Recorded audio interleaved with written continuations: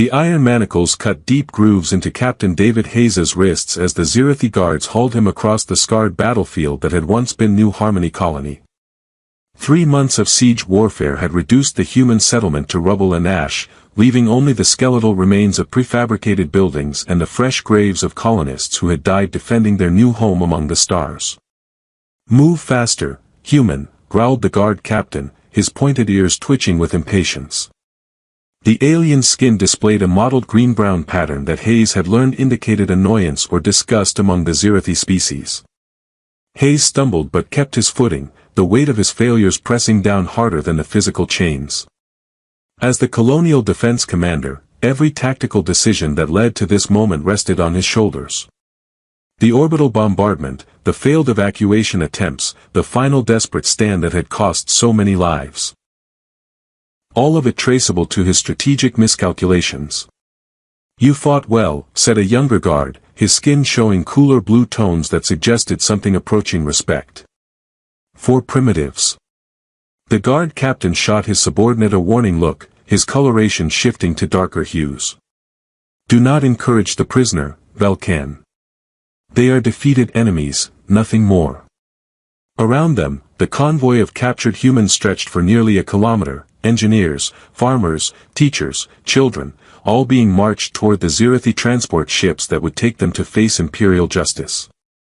Hayes tried not to think about what that justice might entail for civilians who had simply been trying to build a better life on a frontier world.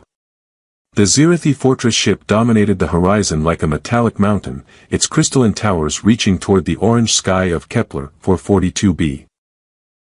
Hayes had studied intelligence reports about Zirathi architecture during his military training, but seeing one of their major installations in person was genuinely awe-inspiring. The structure seemed to grow from the planet's surface rather than being built upon it, flowing lines and organic curves that suggested construction methods human engineering couldn't begin to replicate. "Impressive, isn't it?" Velkan observed, following Hayes's gaze. "Princess Kalthyss designed much of the fortress herself. She has a talent for both strategy and aesthetics." "Princess?" Hayes asked, though speaking required more effort than it should have after days of minimal food and water. "Our sector commander," the guard captain said curtly. "And your judge. Show proper respect when you face her, human, or your death will be neither quick nor pleasant." Hayes nodded, filing away the information. A princess commanding a military sector suggested the Zirathi took their expansion seriously enough to assign royal blood to frontier operations. That could mean either exceptional competence or political maneuvering, possibly both. The convoy reached the fortress's outer perimeter as Kepler 442b's twin suns began to set, painting the alien architecture in shades of copper and gold. Processing stations had been erected near the main gates, where Zirathi bureaucrats efficiently catalogued prisoners and assigned preliminary classifications based on skills, age, and perceived value to the Empire. David Hayes, the intake officer, read from his data display, his skin showing the neutral silver-white that indicated professional detachment. Colonial Defense Force, Captain. Engineering background, strategic planning certification, 15 years military service. Correct, Hayes confirmed. Preliminary classification, high-value prisoner, potential military consultation. You will be held for direct evaluation by Princess Kalthyss. The officer's pointed ears flicked slightly as he processed additional information. Transport to secure holding, cell block 7. The secure holding turned out to be a far cry from the dungeons Hayes had expected. His cell contained basic amenities, a sleeping platform, sanitation facilities, and even a small viewport that offered a view of the fortress's interior courtyards. The Zirathi apparently believed in treating valuable prisoners with a degree of dignity, at least until their fates were determined. Through the viewport, Hayes could observe daily life within the fortress. Zirathi soldiers conducted training exercises with weapons that seemed to incorporate both energy projection and traditional martial arts. Civilians moved through market areas where alien goods were traded alongside familiar items that had probably been salvaged from human colonies. Children played games that involved manipulating small objects through what appeared to be telekinetic abilities. Fascinating, aren't they? A voice said behind him. Hayes turned to find another human prisoner standing in the cell's doorway, an older woman wearing the tattered remains of a colonial administrator's uniform. Director Sarah Kim, she introduced herself, extending a hand that bore its own collection of manacle scars. Former head of Colonial Services for New Harmony. I'm guessing you're Captain Hayes. Guilty as charged, Hayes replied, accepting the handshake.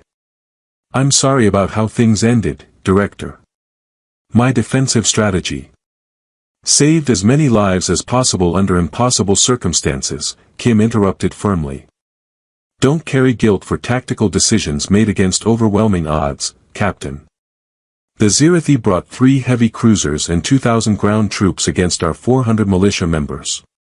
There was never any real chance of military victory. Then why did we fight at all? Kim gestured toward the viewport, where Zirathi children were playing their telekinetic games under the watchful eyes of adults. Because sometimes fighting isn't about winning. Sometimes it's about proving you're worth something more than casual dismissal. Hayes followed her gaze, noting the way the Zirathi adults supervised their children with obvious care and affection. You think they might actually treat us decently? I think, Kim said carefully, that Princess Kale-Thyss is more complex than our intelligence reports suggested. She's been asking very specific questions about our colonial governance structures and resource allocation methods. Not the kind of inquiries you'd make if you were simply planning to execute everyone. What kind of questions? The kind that suggest she's trying to understand how human colonies actually function. Agricultural distribution, educational systems, conflict resolution procedures. Administrative details that would only matter if she planned to integrate human settlements into the imperial structure rather than simply destroying them. Hayes considered this information while watching the alien children demonstrate their abilities. If Kim was right, his upcoming judgment might be less about punishment and more about determining his potential value to the Zirathi Empire. That opened possibilities he hadn't previously considered, dangerous possibilities that could mean survival but at the cost of everything he'd fought to protect. As the fortress's lights dimmed to simulate nightfall, Hayes prepared himself mentally for whatever tomorrow would bring. Princess Kale-Thyss held his life and the lives of all the remaining colonists in her hands. The best he could do was face her judgment with dignity and hope that his military training had prepared him for negotiations that might determine the future relationship between humanity and the expanding Zirathi Empire. The Great Hall of the Zirathi Fortress defied human architectural sensibilities with its impossible proportions and organic flow. Hayes estimated the vaulted ceiling rose at least 50 meters overhead, supported by columns that pulsed with bioluminescent energy that shifted in response to the emotional states of those gathered below. The space could have housed a small starship, yet somehow managed to feel intimate rather than overwhelming. Prisoner David Hayes, announced the court herald, his voice carrying easily through the vast chamber despite speaking at normal volume. Step forward to face imperial justice. Hayes walked the length of the hall in his chains, acutely aware of the dozens of Zirathi nobles and military officers who lined the walls. Their skin displayed a spectrum of colors, cool blues and greens predominated, suggesting professional interest and calm assessment, though he caught flashes of red and orange from some quarters that indicated less charitable emotions. Princess Kale-Thyss commanded the space from her throne, a masterwork carved from a single massive crystal that seemed to focus and amplify the hall's ambient lighting. She appeared younger than Hayes had expected, probably equivalent to late 20s in human years, but carried herself with the absolute authority of someone born to command. Her pointed ears were adorned with ceremonial jewelry that caught the light like captured stars, while her skin maintained a neutral silver white that indicated perfect emotional control. Captain Hayes, she said, her voice carrying clearly without seeming to raise it. You stand accused of violating territorial sovereignty, armed resistance against lawful imperial expansion, and responsibility for the deaths of 137 Zirathi soldiers during the siege of New Harmony Colony. How do you answer these charges? Hayes straightened his shoulders, drawing on military bearing to maintain dignity despite his chains.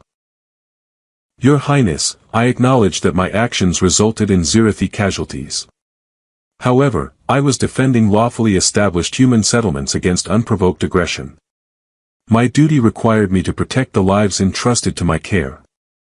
A murmur of voices rippled through the assembled court. Several nobles' skin shifted to warmer colors, suggesting either approval of his honesty or irritation at his defiance. Hayes couldn't tell which. Unprovoked aggression, Princess Kelthys repeated thoughtfully. You consider imperial expansion to be aggression rather than natural territorial consolidation? I consider attacking civilian settlements without prior diplomatic contact to be aggression, regardless of the political framework used to justify it. The princess's skin showed the faintest hint of golden coloration, so brief Hayes almost missed it. Explain your defensive strategy during the siege. Your deployment of militia forces showed interesting innovations. Hayes found himself on familiar ground discussing military tactics. We lacked the numbers and equipment for conventional defensive operations, so I focused on maximizing mobility and forcing your forces to fight on multiple fronts simultaneously. The goal was to increase the cost of conquest while buying time for potential evacuation. The network of underground tunnels you established between defensive positions, whose idea was that? Mine, Your Highness. The colony's mining equipment made excavation feasible, and the tunnel system allowed rapid redeployment without exposing personnel to your air support. Princess Kelthys leaned forward slightly, her attention sharpening. And the false communications broadcasts that led 3 of our scouting units into prepared ambush positions? Electronic warfare was our only force multiplier against your technological superiority, Hayes explained. If we couldn't match your capabilities, we had to rely on deception and misdirection. Fascinating. The princess's skin showed more pronounced golden patterns. You achieved a defensive efficiency ratio that our tactical analysts initially attributed to intelligence failures rather than strategic innovation. The conversation was beginning to feel less like a trial and more like a professional military debriefing. Hayes noticed that several court advisors were growing uncomfortable with this development, their skin showing darker hues that suggested disapproval. Your Highness, interjected a general wearing elaborate battle honors, perhaps we should proceed to sentencing rather than prolonging this discussion.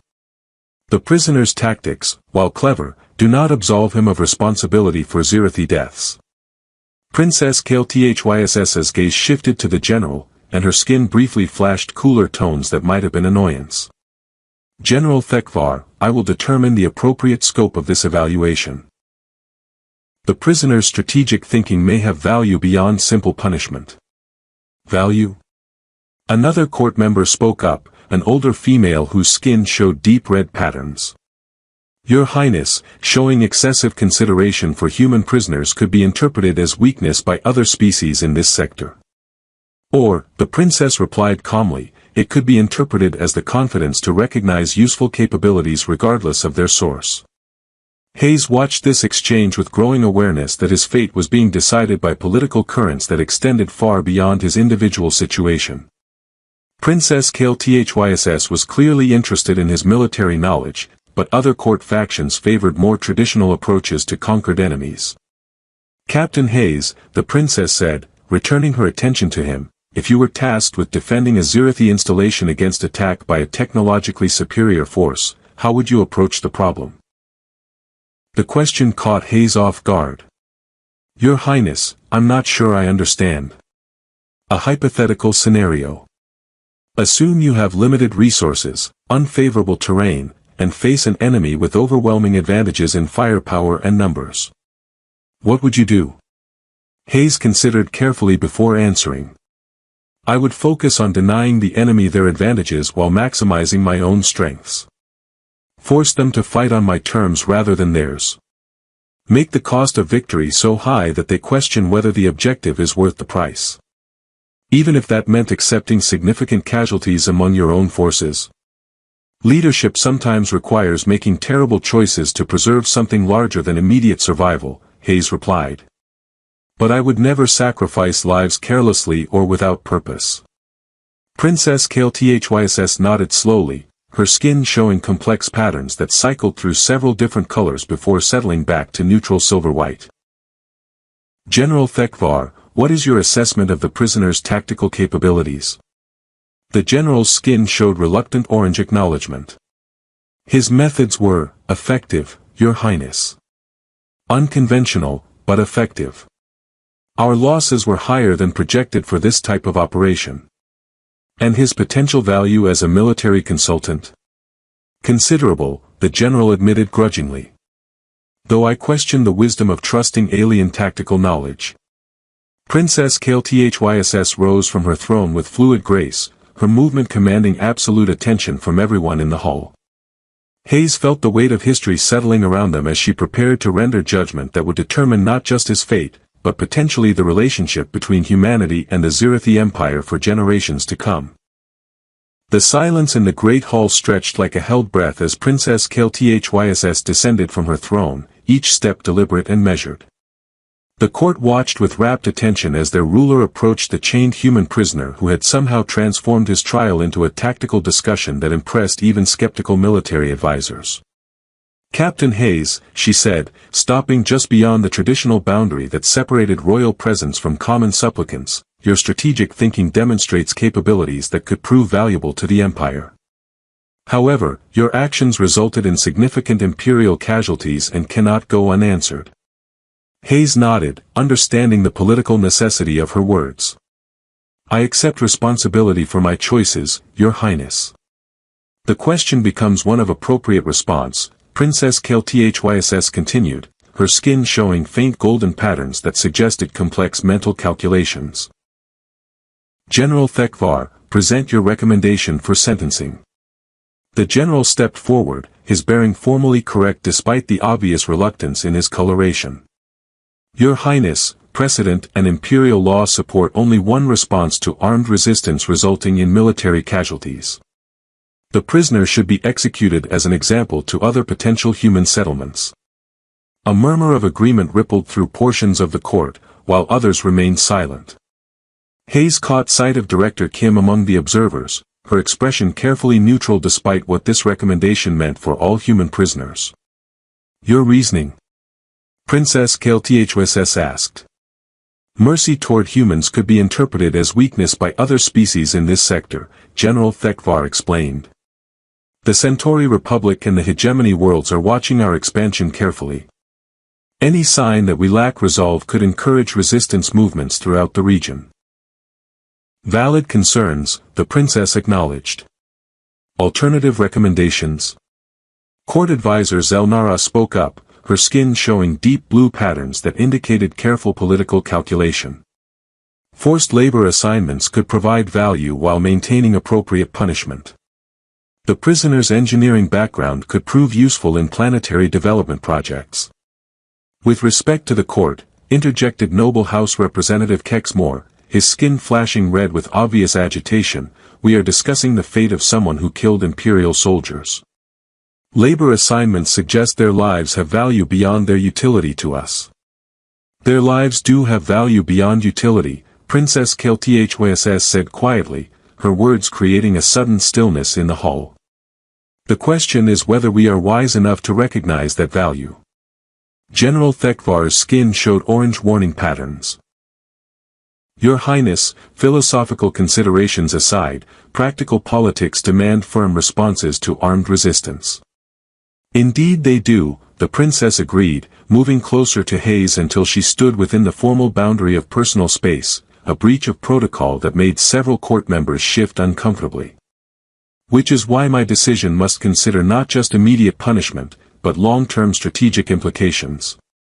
Hayes found himself studying her face, noting the intelligence behind those alien features and the weight of responsibility she carried. Princess Kalthyss was clearly thinking several moves ahead, considering ramifications that extended far beyond his individual case. Captain Hayes, she said directly, if I were to spare your life, what assurance could you provide that human colonies would cease violent resistance to imperial expansion? The question was a trap, Hayes realized immediately. Any promise he made would either be meaningless. He had no authority to speak for other human settlements, or would make him complicit in future conquests. None, Your Highness, he replied honestly. I cannot speak for other colonies or their commanders. And I will not pretend that survival concerns would prevent humans from defending their families and homes. Even if that resistance is futile. Especially then. Humans have a tendency to fight hardest when the odds are worst. Princess Kale-Thyss's skin showed brief flashes of golden amusement. A species trait that could prove either admirable or troublesome, depending on perspective. Your Highness, General Thekvar interrupted, his impatience evident in his coloration. We are scheduled to begin operations against the Kepler for 38 settlements within the month. This matter requires resolution. You are correct, General. Princess Kale-Thyss straightened to her full height, her presence suddenly commanding absolute attention from everyone in the hall. The matter does require resolution. She turned to face the assembled court, her skin beginning to show the deeper golden patterns that indicated significant emotional investment. Captain Hayes possesses strategic knowledge and tactical capabilities that could serve imperial interests. His military experience and understanding of human defensive thinking represent assets too valuable to discard through summary execution. Your Highness, Noble Representative Kexmore began, but the princess raised her hand for silence. However, she continued, traditional military consultation arrangements would not address the political concerns raised by General Thekvar and others. Nor would they provide appropriate acknowledgement of imperial law regarding armed resistance. Hayes felt a chill of premonition as he recognized the careful phrasing of someone preparing to announce a decision that would surprise everyone present. Therefore, Princess Kale-Thyss declared, her voice carrying clearly through the vast chamber, I invoke ancient imperial law regarding valuable captives taken in honorable combat. Captain David Hayes, by right of conquest and royal prerogative, I claim you as personal property of the imperial throne. The words hit the court like a plasma blast. Nobles and military officers stared in shock, their skin showing rapid color changes that reflected their emotional chaos. General Thekvar's coloration cycled through several different hues before settling on deep orange that suggested profound dismay. Your Highness, he said carefully, the ancient laws of personal claim traditionally apply only to captured nobility of equal status species. Humans are not recognized as anything because we have not yet determined their proper classification within imperial society, Princess Kale-Thyss interrupted smoothly. Captain Hayes has demonstrated strategic capabilities and military honor worthy of respect. I choose to classify him accordingly. Hayes stood frozen, trying to process the implications of what had just occurred. Personal property of the imperial throne, he wasn't sure if that represented salvation or a more elaborate form of captivity. The claim is witnessed and recorded, announced the court herald, his professional training allowing him to function despite the unprecedented nature of the proceedings. Princess Kale-Thyss approached Hayes directly, stopping close enough that he could see the complex patterns shifting across her skin. Your chains no longer represent imprisonment, Captain. They now symbolize a bond of service to the imperial crown. Do you understand the distinction? Hayes met her gaze steadily, recognizing the lifeline she had thrown him while also understanding its cost. I understand, Your Highness. Though I confess uncertainty about what such service might entail. We will discover that together, she replied, her skin showing warm golden satisfaction. But first, we must address the immediate strategic situation regarding human colonial expansion in this sector.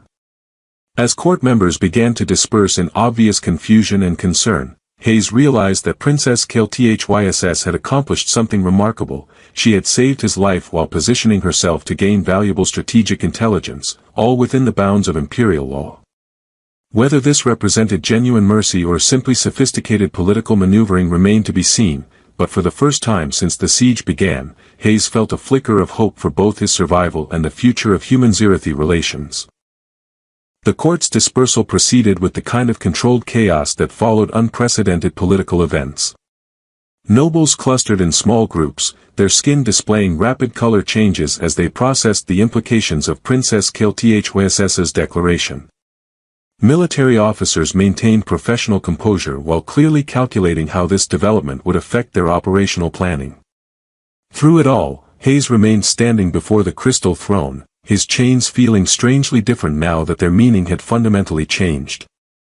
General Thekvar, Princess Kalthyss said as the hall began to empty, please arrange quarters appropriate for my new strategic advisor. Secure but comfortable. And remove those restraints, they are no longer necessary. The general's skin showed resigned orange acceptance. Your Highness, security protocols recommend maintaining some form of restriction until the prisoner, the advisor, has been properly oriented to his new status. Captain Hayes, the princess said, addressing him directly, do you require physical restraints to prevent escape attempts or hostile actions? Hayes considered the question seriously. Escape from a fortress surrounded by alien territory on a planet dozens of light-years from human space would be impossible.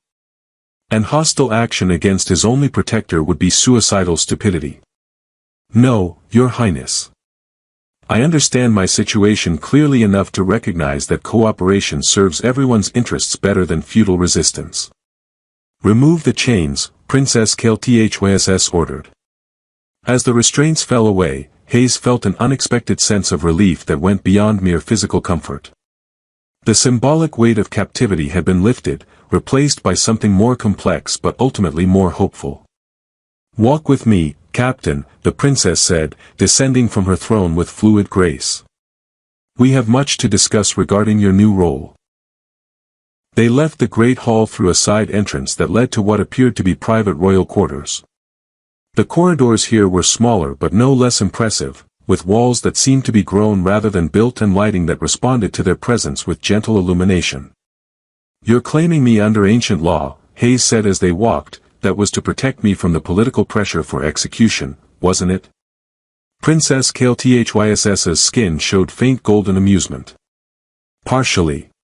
But also to establish a legal framework that allows for unprecedented cooperation between our species. Personal property of the throne occupies a unique position in imperial law, protected but not free, valuable but not equal. And what does that mean in practical terms? It means you will serve as my strategic advisor with access to classified military intelligence, planning sessions, and operational discussions. Your insights into human tactical thinking could prove invaluable as we continue expansion into this sector. Hayes felt the moral complexity of his situation settling around him like a weight. You're asking me to help plan attacks against my own species. I'm asking you to help prevent unnecessary casualties on both sides, Princess Kalthyss corrected. Your people's tendency toward suicidal resistance serves no one's interests. Better to find methods of integration that preserve human lives while achieving imperial objectives. They entered a spacious chamber that clearly served as both office and strategic planning center. Star charts covered the walls, showing the disposition of forces throughout the sector. Hayes recognized several human colonial markers among the displays, settlements he knew contained thousands of families who had traveled light years to build new lives. The Kepler 438 system, he said, noting the tactical markers surrounding 3 human colonies. You're planning to move against them next. The operation is already in motion, Princess Kalthyss confirmed. 3 heavy cruisers departed this morning. The question is whether the colonies will surrender peacefully or force a costly siege. Hayes studied the tactical display, his military training automatically analyzing the situation. The human settlements had no chance against 3 heavy cruisers, but they probably didn't realize the scope of the force being deployed against them. If they knew the actual strength of the attacking force, they might surrender, he said quietly. The problem is that your standard intimidation tactics probably don't translate well to human psychology. We tend to assume threats are bluffs until proven otherwise. What would you recommend? The question carried enormous weight. Hayes realized he was being asked to actively participate in the conquest of human colonies, to use his knowledge to facilitate imperial expansion. But he was also being given an opportunity to potentially save lives on both sides. Demonstration rather than demands, he said finally. Show them 1 heavy cruiser conducting orbital bombardment exercises against uninhabited areas. Let them see the actual firepower they're facing. Then offer reasonable surrender terms that preserve civilian lives and basic community structures. Princess Galactic moved to a communication console and activated what appeared to be a real-time connection with the fleet commander. Admiral Vextar, this is Princess Galactic. I am transmitting revised operational parameters for the Kepler 438 mission. Hayes watched as she input his recommendations into the tactical planning system, translating human psychological insights into Zirathi military doctrine. The surreal nature of the situation struck him. He was actively collaborating in the conquest of his own species, but potentially saving lives in the process. Captain Hayes, the princess said after completing the transmission, you seem troubled by this development. I'm struggling with the ethical implications of my position, Hayes admitted. I'm helping you conquer human colonies, but those colonies would probably be conquered anyway, with or without my input. Is saving lives through collaboration morally different from allowing greater casualties through non-cooperation? Princess Galactic's skin showed complex patterns that cycled through several colors before settling on warm gold. You are thinking like a leader rather than simply a prisoner, which confirms my assessment of your value. That doesn't answer my question. Because there is no simple answer. Leadership often requires choosing between imperfect options and accepting responsibility for consequences you cannot fully control. She moved to stand beside him at the tactical display. I claimed you not just for your strategic knowledge, but because I believe humans possess qualities that could benefit the Empire if properly integrated rather than simply destroyed. What kind of qualities? Innovation under pressure. Loyalty to ideals beyond immediate self-interest.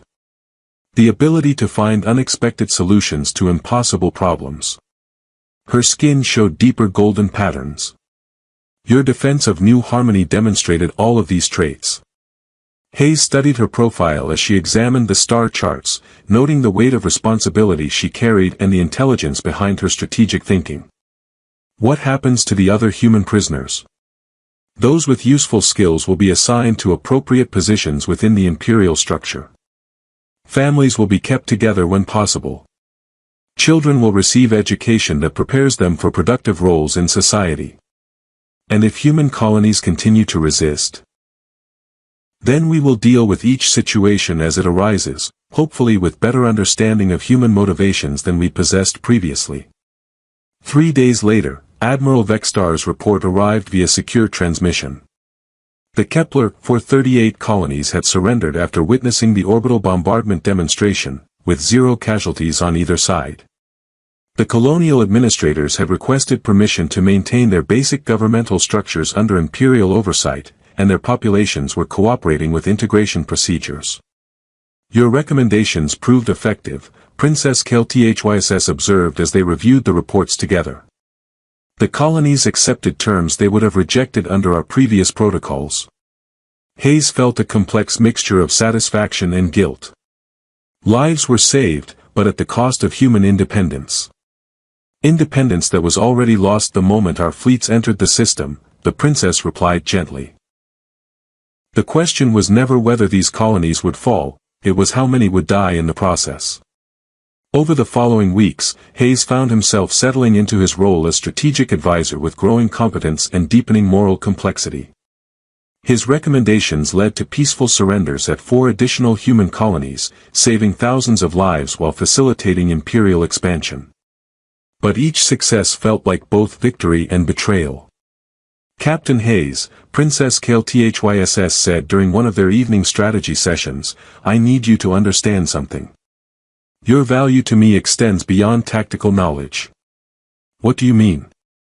You have maintained your integrity while serving in an impossible situation. You have found ways to honor your principles while accepting harsh realities. Her skin showed warm golden patterns. That kind of principled thinking is exactly what the Empire needs if we are to grow beyond simple conquest into something more sustainable. You're talking about fundamental changes to imperial policy. I'm talking about evolution. Empires that rely solely on force eventually collapse under their own weight. But empires that can integrate the strengths of conquered peoples become stronger than the sum of their parts. Hayes realized she was describing a vision of the future that went far beyond military conquest, a transformation of the Zirathi Empire into something that could truly benefit all its citizens, human and alien alike. And you think humans can contribute to that transformation? I think humans can lead it, Princess Kalthys replied. Your species' refusal to accept defeat, your talent for innovation under pressure, your loyalty to ideals beyond immediate survival, these qualities could reshape how the Empire approaches expansion and integration. As the alien stars wheeled overhead through the chamber's viewports, Hayes contemplated the extraordinary path that had led him from defeated prisoner to strategic advisor to potential architect of imperial reform. His chains were gone, but he remained bound, not by iron, but by the complex responsibilities of his unique position. Your Highness, he said finally, if we're going to pursue this vision, I need you to understand something. I can help you find solutions that minimize casualties and preserve human dignity, but I cannot and will not help you destroy what makes humanity worth preserving. Princess Kalthys turned to face him fully, her skin showing patterns that suggested careful evaluation. And what makes humanity worth preserving, Captain? The same thing that makes any species worth preserving, the unique perspective we bring to the universe. Our stubborn refusal to accept defeat, our tendency to find hope in impossible situations, our willingness to sacrifice for ideals that exist beyond immediate survival. Even when those ideals conflict with practical necessities. Especially then. Hayes met her gaze steadily. If you want humans to be valuable citizens of your empire rather than resentful slaves, you have to respect what makes us human in the first place. The princess was silent for a long moment, her coloration cycling through complex patterns before settling on warm gold mixed with deeper blue tones. I believe, Captain Hayes, that this arrangement may prove more beneficial than either of us initially anticipated. Why? Because you have just demonstrated exactly the kind of principled thinking that could help the Empire evolve beyond simple conquest into something more sustainable. Her skin showed brighter golden patterns. Perhaps what we need is not just human compliance, but human perspective. As night settled over the fortress and alien stars appeared in the viewports, Hayes reflected on the unexpected turns that had brought him to this moment. His chains were gone, but he remained bound, not by iron, but by the complex responsibilities of his new position. He was no longer a prisoner, but neither was he truly free. Instead, he had become something unprecedented, a human voice within an alien empire, with the opportunity to influence the fate of both species. The irony wasn't lost on him that his greatest defeat had become the foundation for his most important mission. Sometimes, he realized, the chains that bind us become the very tools we need to build something better than what came before.